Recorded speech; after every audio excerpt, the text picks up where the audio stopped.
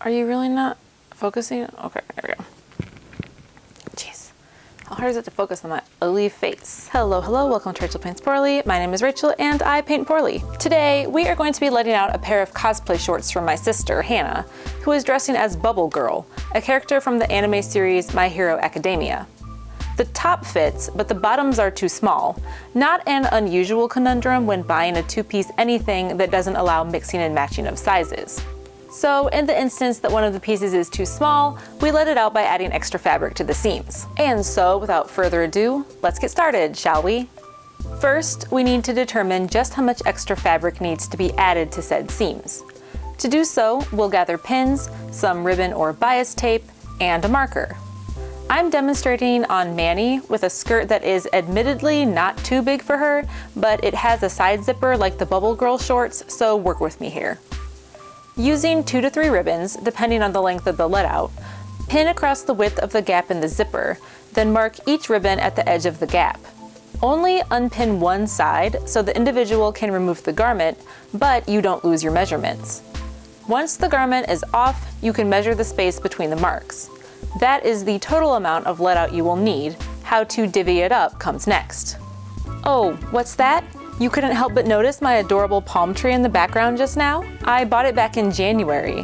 Thought it was so cute, a palm tree in Ohio in the winter. I'll keep it in my house, it'll be fine. What could go wrong? Yeah, it died.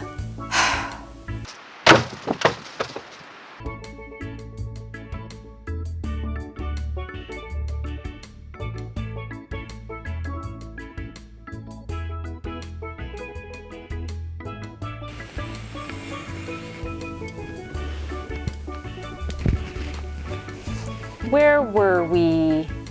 Oh yes, the total amount the Bubble Girl shorts need to be let out. Okay, these are the shorts in question. This is the front. This is the back.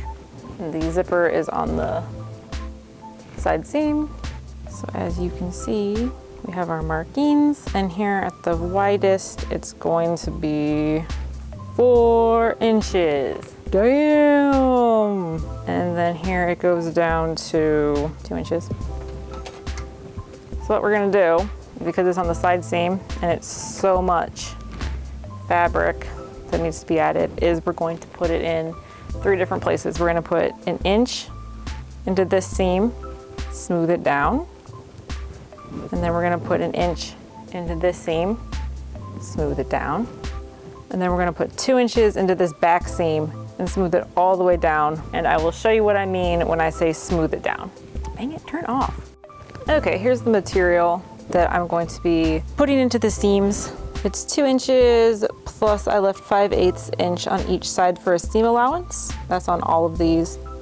And this will be going in the center back, this on the zipper side and the seam side respectively. This I left inside out, backwards, so you'll see what's going inside of it. We have the yellow for the lining layer, and then this is a lot thinner material than what the shorts are made out of. So we're gonna have this fusible interfacing, one for the lining and one for the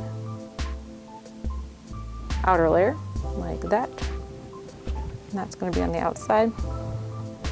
And then we're gonna line this up so you can see where exactly it's going to go into the seams. Okay, so this one is going to be inserted into this seam, this one inserted into this seam, this one inserted into this seam technically because it's going to go between this and the zipper. And then once that's in there, there's going to be a space, so I'm going to have to separate this seam here so you can see, and then smooth it into this bottom part. And what we mean by that is it's going to start the same thickness once I open this up, and then it's going to be narrowed. This is going to be cut into a V, basically. But I don't know exactly how much I'm going to do it yet, so I haven't cut it. We have to prep the panels first before sewing them into the seams. First, fusing the interfacing into the outer and lining fabric, and then sewing the lining and outer fabric together. With the panels prepped, it's time to open the seams. One of the fun things about alterations is not knowing exactly what kind of fun surprises await until you actually cut the garment open. So we have all 3 seams open, and each seam has given us something new and exciting that is difficult that we are going to have to deal with. So let's just work from left to right. This one, I have it open, but there is no seam on this interior part. So we're just gonna have to cut that and then make a new lining for this. This one, it turns out that this lining, so you can see it has this fused lining here to stiffen this interior fabric. There's also one on this side, and then they have this interfacing here that comes straight through. So we're just gonna cut that. That'll be easy peasy, although when I opened this seam, you'll see I had to remove that serging that was done on it. So this is fraying already. And then last but not least, our favorite friend, the zipper, which I have removed and have it open here. And this one's actually probably the most straightforward because there's nothing in here that's a surprise, but that doesn't mean that it's going to be any less easy. Wait, any more easy. Yes, any more easy. In fact, this is probably still going to be the hardest of all of them. So we're gonna fix our little problems here, cut where we need to cut, and then insert these pieces where they need to be inserted. This is now sewn to the side seam, and now I'm going to add the smoothing fabric into the rest of the side seam. So what I'm going to do first is I think I'm going to serge these 2 together on the unfinished ends. Make it serged here, and then it's going to look like this. And then I am going to add this other side, maybe. And then once that's done, then we'll see how this little piece that fell down here needs to get smoothed in so it is a nice V shape instead of a rectangle, because people are not rectangles.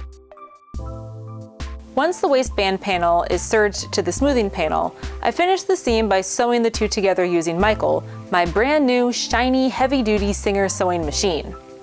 Michael then sews the other side of the waistband to the waistband panel, and we are now ready to sew the smoothing panel into the body of the shorts. So this is the outside, and then this is what it looks like on the inside. I haven't finished these edges yet.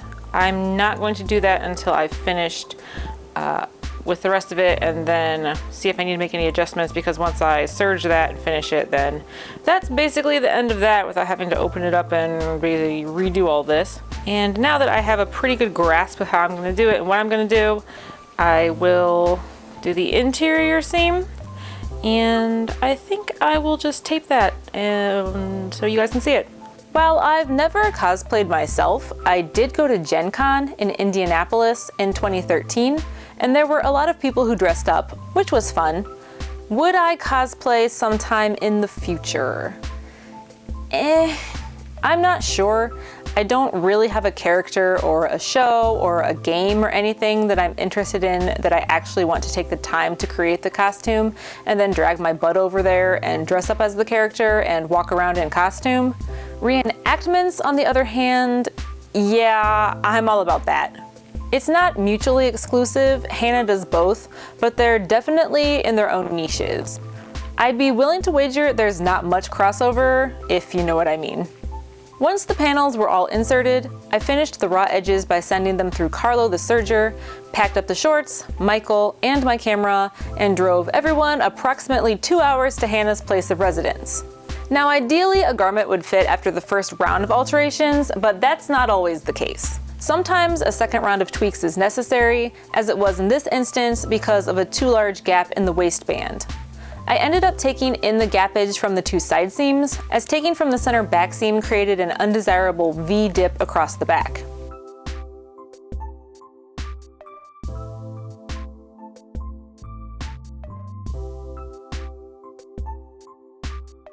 And there you have it, a properly fitting pair of Bubble Girl cosplay shorts.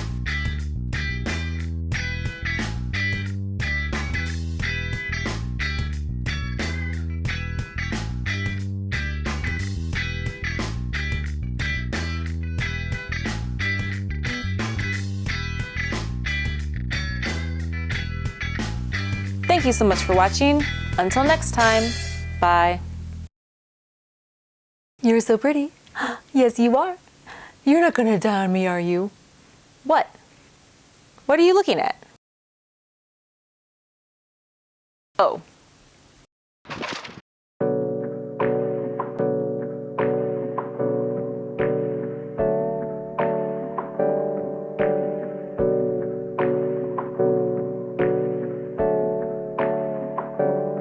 Hey, I got something to say.